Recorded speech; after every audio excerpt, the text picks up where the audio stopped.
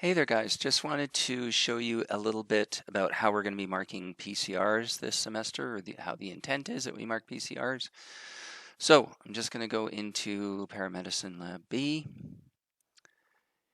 and I'm going to click on Content, and I'll show you sort of resources for us and then resources for or how students are going to accomplish this. So this is under Instructor Resources 2020. It's hidden except for us as instructors. If you wanted, for instance, to look at the PCR documentation rubric, it's here in form of a Word document, but you can grade it straight in the student's D2L. So I'll show you just where to go there. So if you, or I should say, if the students are uploading a PCR, either just for feedback or for grading, they would go into here, they would click on Assignments. And what you'll see here, these have various opening dates and such. So if I click on, say, Lab Day 5,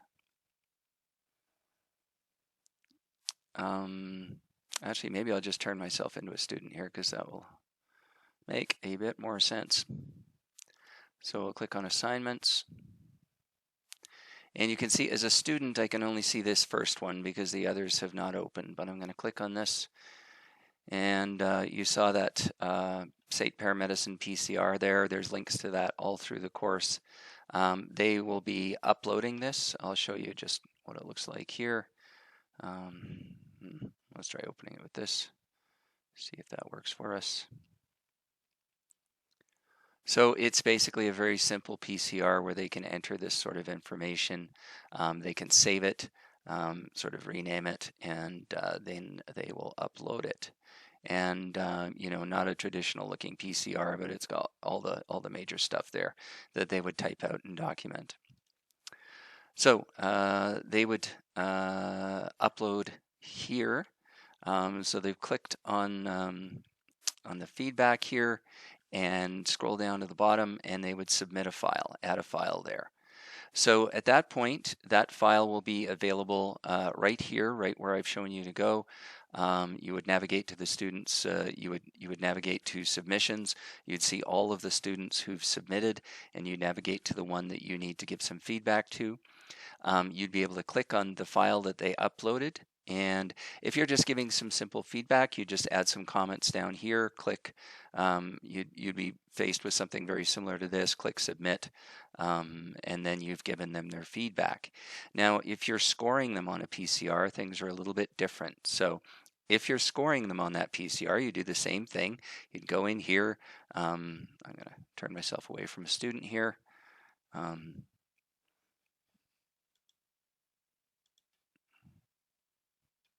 So again, if I was scoring them on a PCR, I'd go into this Lab Day 5 or 6 or whatever it is PCR. I'd click on this, and you would see, if you click on submissions, you would see all of the students, all their names, and you'd look at their PCR, evaluate it. You'd say, okay, this is how I'm going to score it here, and you'd go into grades. And in grades, you'll see the only two that we're scoring here are PCR in Lab Day 9 and Lab Day 10. So to go in Lab Day 9, for instance, I would enter grades. You could also click on the student, but enter grades works fine, especially if you've got 4 or 5 students to do.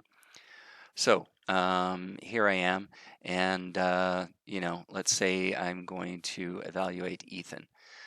So the rubric is right here. You could enter a straight grade here if you want, if that's easier for you. That's certainly fine, but it is probably best if you use the rubric here, and then it's stored here for the student to view. So for instance, and be very careful here because the way this is constructed, if you click, some of these are worth different numbers of points. So you know, be very sure what you're clicking on. The scores are variable for each component. So you go through these, you'd click maybe, you know, 3.5 and 1.5 and 1.5 here, and maybe they miss the head to toe completely, or documenting at least, and you carry on down. If you click Save, the student won't see it. If you click Publish, they will. There is a portion at the bottom here to give some overall feedback. So if you wanted to sort of say, you know, the reason I docked you all those points in head to toe is because you never wrote any of that in your PCR. So once again, if you click save, you can go back to it. They won't see it.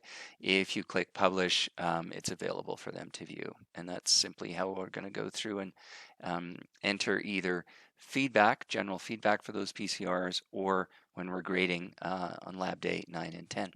Thank you.